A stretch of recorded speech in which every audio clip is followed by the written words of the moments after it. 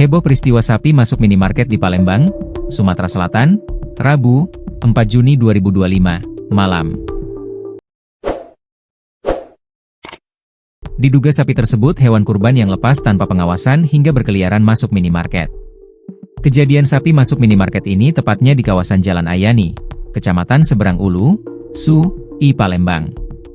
Peristiwa unik yang terjadi sekitar pukul 22.20 WIB itu sempat rekam kamera warga dan viral di media sosial. Dalam video berdurasi sekitar 22 detik yang beredar, terlihat seekor sapi berada di dalam Indomaret dan sesaat kemudian keluar lalu menyeruduk sebuah sepeda motor yang terparkir di depan toko. Destri Kurniawan, 20, salah satu pegawai minimarket, membenarkan kejadian tersebut.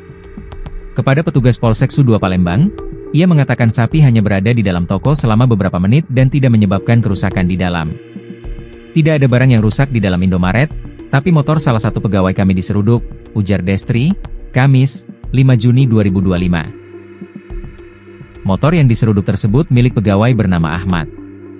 Menurut Destri, mesin motor mengalami kerusakan setelah insiden itu. Motor langsung diseruduk saat sapi keluar. Waktu dihidupkan suaranya sudah beda, tidak seperti biasa, jadi agak rusak, jelasnya. Menanggapi kejadian ini, pihak Polsek Su.2 langsung mendatangi lokasi kejadian dan meminta keterangan saksi.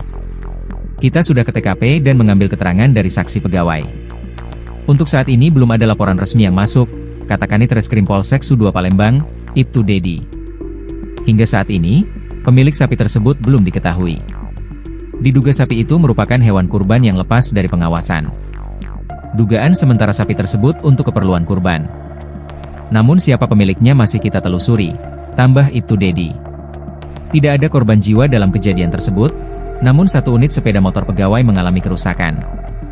Pihak kepolisian masih terus melakukan penyelidikan untuk mengungkap asal-usul sapi tersebut.